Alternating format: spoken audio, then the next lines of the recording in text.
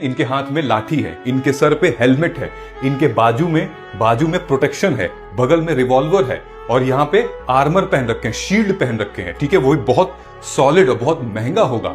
लेकिन इनके हाथ में क्या है? इनके हाथ में खाली एक बस्ता, कॉपी किताब, या फिर अंबेडकर जी की या फिर गांधी जी की एक तस्वीर, यही तो है इनके हाथ में। क्या इनके हाथ में कोई ऐसा हथियार है जिससे कि ये पुलिस वालों को नुकसान पहुंचा सकते हैं? नहीं। तो फिर आप इनके खिलाफ क्यों डंडा ये यूज कर रहे हैं, क्यों मार रहे हैं इनको? यहां देखिए, आपको लग रहा है कि इसके हाथ में कुछ है? इसके हाथ में वही भारत का झंडा था। क्या है इसके हाथ में? क्यों मारा जा रहा है इसको? फिर ये देखिए, क्यों मारा जा रहा है इसको? इनके हाथ में इनके हाथ में तो रॉड है। मैं अगर ये कह रहा हूं, ये देखिए, ये सारे भाग रहे हैं, सबके बैग है, किसी का बैग है, कोई फोन रिकॉर्डिंग कर रहा है, सब बैग लेकर आए हैं, कोई झंडा लेकर आ रहा है, कोई अंबेडकर जी की फोटो, कोई गांधी जी की फोटो, कोई सुभाष चंद्र बोस की फोटो, कोई भगत सिंह की फोटो लेकर आ रहा है। क्या है इनके हाथ में? इनके हाथ में तो कुछ है ही नहीं।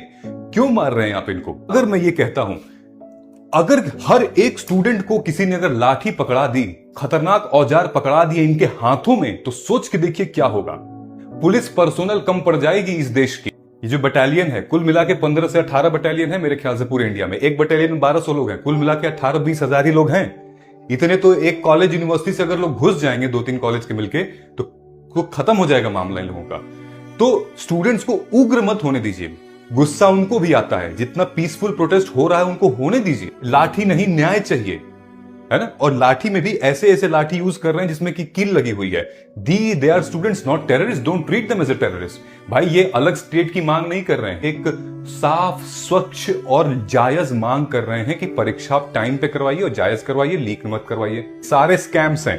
ठीक है, 2026 में नीट यूजी, 2025 में महाराष्ट्र टीचर एलिजिबिलिटी टेस्ट, 2024 में यूपी पीएससी आरओ, फिर 2024 में नीट, फिर उसके बाद 24 में, फिर 23 में। आप देखिए स्क्रीन, नीट का एग्जाम 20 लाख स्टूडेंट से भी ज्यादा देते हैं। यूपी पुलिस कांस्टेबल जो अभी 2024 में पेपर लीक हुआ था, 48 लाख एप्लीकेंट्स थे। इनकी जिंदगी का क्या होता भाई? इन लोगों ने भाई ट्रेन की टिकटें बुक कराई थी, होटल की टिकटें बुक कराई थी, पढ़ाई करते थे, समय गंवाया था, पैसा खर्च किया था, और वक्त, ये सब तो आ जाएगा। वक्त कहां चला जाएगा? जो वक्त गंवाया है इन लोगों ने, वो कहां जाएगा? इससे क्या हो रहा है?